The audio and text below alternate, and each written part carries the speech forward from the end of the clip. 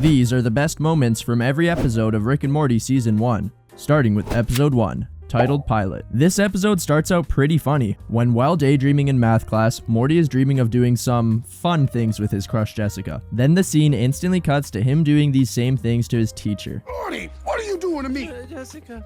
Morty, 5 more minutes of this and I'm gonna get mad. Jessica. Not my fault this is happening. Liking that is wild, man. Later in the episode, Rick and Morty are on a mission to get mega seeds, which are illegal. The trees with the seeds are at the bottom of a cliff, so Rick gives Morty grappling shoes to be able to climb on any surface so he can go down and get them. But then this happens. You have to turn them on, Morty.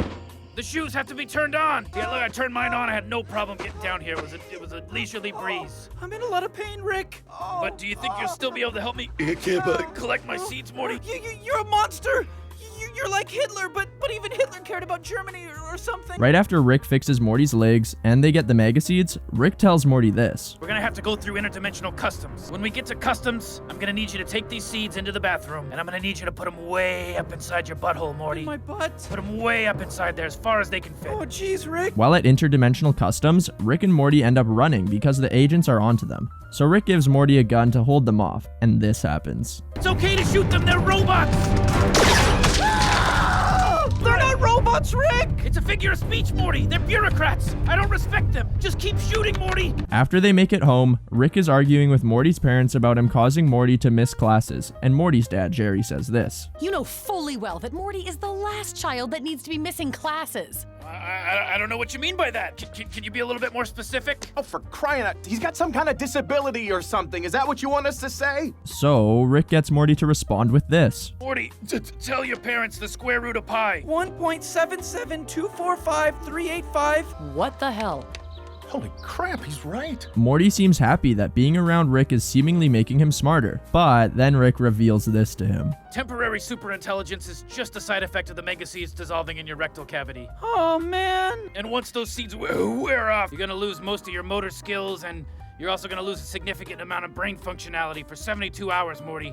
Starting right about now. And then the effects of the mega seeds kick in, and a pretty funny scene follows. Sorry, Morty, it's a bummer. In reality, you're as dumb as they come. And I needed those seeds real bad, and I had to give them up just to get your parents off my back. So now we're gonna have to go get more. All of these are definitely the top moments of Season 1, Episode 1, and already you can tell that Rick and Morty is a very silly show. So now for the next episode, which is a plotline where dogs take over the world. This one has some very good moments. In Episode 2, titled Lawnmower Dog, Rick accidentally makes the family dog Snuffles so intelligent that he decides to begin taking over the world. And the first best moment of this episode comes when late at night while Summer is sleeping, this happens.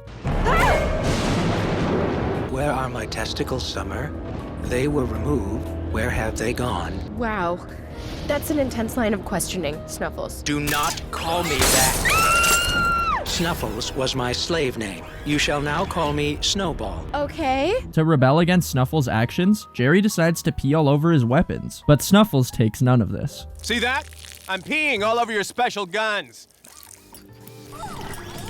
Bad person. Bad. Ooh, great plan, Jerry. Let's be honest though, Jerry did deserve that. Bad dog! Bad! Near the end of this episode, it is revealed that Rick and Morty are stuck in a dream of Snuffles, and that what is currently going on isn't real. The night the dogs captured us, after you cried and crapped your pants, then I used my dream inceptors to put the two of us inside Snuffles' dream. Morty was enjoying his life in the dream, so he's a little bit bummed by this news. Oh, man. I really like this life. But at least because it's a dream, he didn't crap his pants, right? No, that happened before you went to sleep, Morty. You're sleeping in your crap right now. Out of all the things that happened to you, that was the only real thing that, is that you crapped your pants. I mean, it's a mess out there. And a piece fell in my mouth. Oh, man. Geez, seriously? Take these. Are these pills supposed to wake me up or something? Close. It's gonna make your kidneys shut down. What? Oh, never mind. Honestly though, it's not as bad as the, let's just say, unexpected surprise that Jerry receives from his parents for Christmas. Now before we get into the next best moments, do you want free Rick and Morty merchandise? If so, listen closely. I'm giving away free Rick and Morty merchandise to 2 lucky winners once I reach 1,100 subscribers. Entry is completely free, and all you have to do is subscribe to the channel, like the video, and leave a comment saying whatever you want to say, while also including the word giveaway in your comment. 2 lucky winners will be picked at random once the 1100 subscriber goal is reached, and I'll let you know if you've won by leaving a reply to your comment telling you so. You then have 48 hours to respond to my reply or a new winner will be chosen. Make sure you enter, as you have nothing to lose. Best of luck. And now back to the video. In episode 3 titled Anatomy Park, it's Christmas and Jerry's parents are coming over for dinner. Once they arrive, another man shows up with them, and they tell everyone about how they have expanded their relationship by adding this other guy into it. Understandably, Jerry finds this very weird, but it only gets weirder when the first of many great moments in this episode takes place. Sounds like you're about to say Jacob is your lover. No. Jacob is your mother's lover. I watch them. Sometimes from a chair, and sometimes from a closet. Almost always dressed as Superman. While this is going on, Rick has his own surprises for Morty, starting with shrinking him down and injecting him into the body of a sick homeless man named Ruben. While inside Ruben, it's revealed to Morty that Rick has built an amusement park inside of him. And there's a pretty funny scene, involving Rick and his reaction to Morty seeing some of the theme park attractions which he's built. Bladder Falls? Pirates of the Pancreas? You got a problem with that last one, Morty? Huh? No, I'm just reading them out loud in the order that I'm seeing them. Okay, alright, if I sounded a little defensive, it's because Pirates of the Pancreas was my baby. You know, I got a lot of pushback when I pitched it, Morty. I guess I'm still a little defensive. Let's just find Dr. Bloom, alright? While inside Ruben, Morty meets with a doctor named Xenon Bloom and his team. Their goal is to cure Ruben's sickness, but during their time doing so, they come across a gonorrhea monster. And Dr. Xenon Bloom gives us a pretty funny response to this encounter. Don't move. Gonorrhea can't see us if we don't move. Wait, I was wrong. I was thinking of a T-Rex.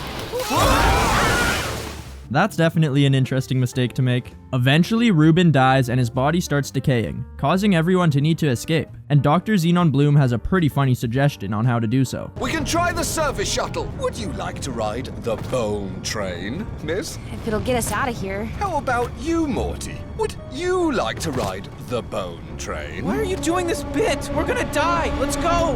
When going to board the bone train, there's a problem. There's no autopilot. One of us will have to stay here and operate it manually.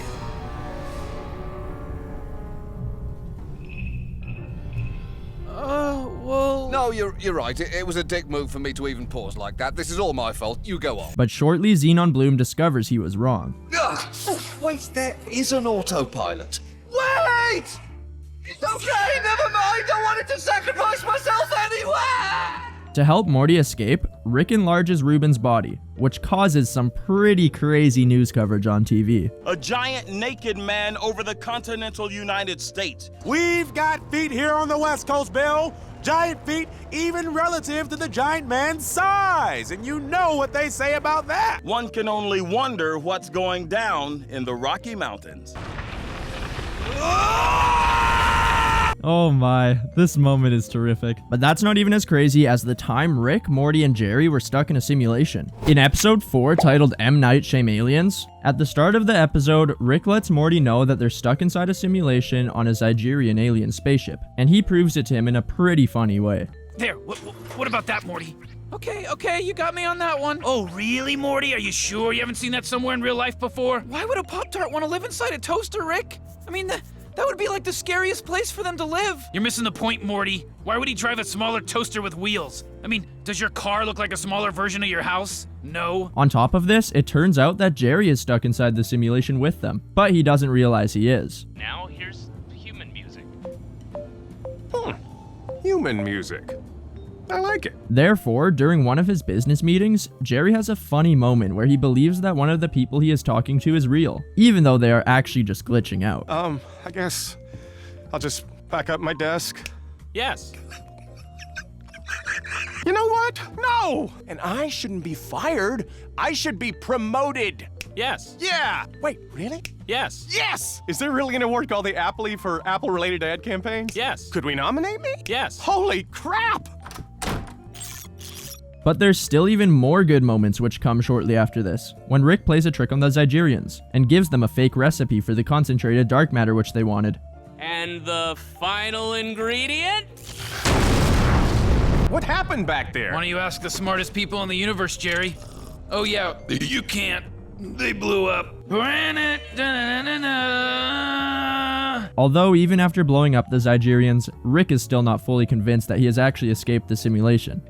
Are you a simulation? Huh? Stop! Are you Oh a my simulation? God, no! No! I'm sorry, Morty. You're a good kid, Morty. Jeez. You're a good kid. Oh my God. Oh my. Rick really made blowing up the Zygerians look easy. But you know what isn't easy? Apparently, golfing for Jerry. In episode 5, titled Meeseeks and Destroy, the family comes to Rick with a bunch of problems which he doesn't want to deal with. So he gives them a Meeseeks box. When using this box, a being called a Meeseeks spawns into existence, and you then give it a task to complete. Once it completes the task, it vanishes. Oh my God, he exploded. Trust me, they're fine with it. Knock yourselves out. Rick tells them to keep their request simple, but Jerry doesn't listen and asks Mr. Meeseeks to help him take 2 strokes off his golf game, which leads to this funny moment where due to Jerry sucking at golf, Mr. Meeseeks does this. Let me try something. Mr. Meeseeks, can you help me get 2 strokes off of Jerry's golf swing? Can do. The Meeseeks continue to spawn even more Meeseeks due to Jerry not being able to improve his golf game, which causes this funny scene to take place. We all want to die. We're Meeseeks. Why did you even rope me into this? Because he roped me into this. Well, him over there, he roped me into this. Well, he roped me into this. What about me? He roped me into this. Well, that one over there roped me into this. Well, he roped me into this. Jerry can never do anything right, huh? All while this is going on, Rick and Morty are on their own adventure, which is one of Morty's choosing. And clearly Rick thinks it sucks. And Rick's thoughts are only proven further when stuff like this happens. 25 schmeckles? I don't know how much. I don't know what that is. That's exactly how much I spend on my big fake boobies. Hi, I'm Mr. Booby Buyer. I'll buy those boobies for 25 schmeckles. It's a tempting offer, but I'm gonna have to decline. Rats, what a shame. Morty, your adventure's in a spiral. For real, man. Time to pull out. At least the next adventure has a bit more action though. In episode 6, titled Rick Potion number 9, Morty is upset with not being able to get with his crush Jessica, and is talking with his dad, who proceeds to give him advice. And Rick responds in this funny way. I'm not sure you want to take romantic advice from this guy, Morty. His marriage is hanging from a thread. What people call love is just a chemical reaction that compels animals to breed. Break the cycle, Morty. Rise above. Focus on science. Soon after this, Morty wants Rick to make him a love potion, which will make Jessica fall in love with him. So Rick does so, but things go terribly wrong and cause an apocalypse, which makes both Beth and Jerry have to survive together. And after a fight against some of the Cronenberg monsters, we get this scene. I wish that shotgun was my penis. If it were, you could call me Ernest Hemingway. I don't get it, and I don't need to. That is wild. Surprisingly, Rick is unable to fix the problem though. This causes Morty to get mad and start blaming him. So Rick responds like this. You're the one who wanted me to buckle down and make you up a roofie juice serum so you could roofie that poor girl at your school. You're gonna try to take the high road on this one? You're a little creep, Morty. You're just a little creepy creep person. Honestly, pretty valid. But I guess at least in this next episode, Rick makes up for causing an apocalypse. In episode 7, titled Raising Gazorpazorp, Rick and Morty are at a space pawn shop, and Morty seems interested in a, let's just say, interesting robot. Morty can't stop going on about it. It's different from the stuff on Earth. It'd be kind of cool, like a souvenir. Like, what if you passed away or died or something? I wouldn't even have anything to remember. Oh, it looks cool, huh? That's why you want it? I wonder why he'd want it. This then leads to us getting this great scene. Okay, 60 for the resonator, and my grandson wants the sex robot. Later in the episode, Rick and Summer go on an adventure to trace the robot's origins, which leads to them finding themselves handcuffed, awaiting trial on a planet run by women. The trial of the woman ahead of them is quite a fantastic moment. Veronica Ann Bennett, I find you guilty of having bad bangs. You ever notice the ones with bad bangs always have 3 names? You are hereby sentenced to the silent treatment. This is gonna be cake. The silent treatment? Oh no. Although her punishment seemed very tame, Rick and Summer's sure isn't. For the crimes of treason against womankind, you are hereby sentenced to... What, a night on the couch? Death. I hate you so much right now. Holy you're gonna crush us with a boulder? No, stop interrupting. The boulder falls onto a lever that will launch knives. What? Just give me a gun, I'll myself. Fine. You were right the first time, okay? The boulder crushes you. I just didn't want to admit you were right. Happy? No, just ignore them. Ignore them. Such a hole. Now on a less serious note, let's talk about episode 8, titled Rixty Minutes. In this episode, Rick and Morty are watching Interdimensional Cable, which is essentially a TV box which accesses shows from infinite realities. And there's some pretty wild shows on there. Jerry, you don't get it. This is infinite TV from infinite universes. Look. This is delicious. A movie about a guy eating Glenn, this is a court order. It says you can't eat anymore. Now I'm hooked. Another one of the interesting shows is an ad where the entire ad is a guy with ants in his eyes, and it gets out of hand pretty quickly. I'm ants in my eyes, Johnson. Everything's black. I can't see a thing, and also I can't feel anything either. Did I mention that? It's a very rare disease. All my nerves, they don't allow for the sensation of touch. So I never know what's going on. Am I standing, sitting? I don't know. But what about the ad they see that doesn't even seem like an ad? At first, it starts out as a normal ad. Hey, are you tired of real doors cluttering up your house where you open them and you actually go somewhere and you go into another room? Get on down to Real Fake Doors. That's us. FakeDoors.com is our website, so check it out for a lot of really great deals on fake doors. I say normal fairly loosely as it's literally a guy selling fake doors, so. But then the ad cuts to the spokesman just living his normal life. Hey, wait a minute, Rick. I thought this was a commercial. What's going on? Relax, Morty. Don't worry about it. Let's just see where this goes. Step on it. We all got places to be. See, oh, that must be where he lives. Okay. Huh. He's making himself a sandwich now? And it ends up turning out that it was still an ad the whole time. Hey, everybody. So this is my house. Just made a sandwich. Peanut butter and jelly. Still here. Still selling fake doors. What? Oh my god, it's still the commercial. I don't know why, but I find this gag pretty darn funny. Just like the next random show which Rick and Morty see, Gazorpazorp Field. Hey, John. It's me, Gazorpazorp Field. Boy, you, John, you dumb, stupid, idiot, weak, pathetic, white, guilt, milquetoast, piece of human garbage. You may think Gazorpazorp Field is done, but then it just escalates even further. You're pretty mean to me, but that takes the cake. I don't give a I'm Gazorpazorp Field, bitch. Now give me my enchilada. Honestly though, this reaction is pretty reasonable because who doesn't love enchiladas? Speaking of yummy food, in episode 9 titled Something Wicked This Way Comes, the family is eating pancakes at the dinner table while Rick is working on a robot. Once the robot is finished, we get this funny scene. What is my purpose? Pass the butter. Thank you. What is my purpose? You pass butter. Oh my god. Yeah, welcome to the club, pal. Later on in the episode, Jerry comes back home from his adventure on Pluto and goes to Morty's room to speak with him. We know what's going on, Morty. What are you doing back from Pluto so quick? And also, knock next time, you know? I mean, I'm sitting in here, I'm 14. I got a computer in here, you know? Oh, I think I understand. You know, you're really playing with fire when you burst in here like that, man. I get it. Say no more. I mean, one of these days, you know, you're gonna end up seeing something. I got it. Noted. Good night. Yeah, Jerry, maybe you should be a bit more careful next time. Another person who should have been careful in this episode is the devil. At the end of the episode, after the devil betrays Summer in business, her and Rick go on a training arc and get super swole, so they can go and beat up the devil.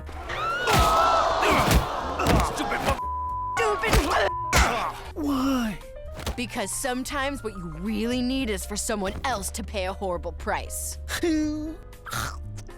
After doing this, they also use their muscles for good in other funny ways.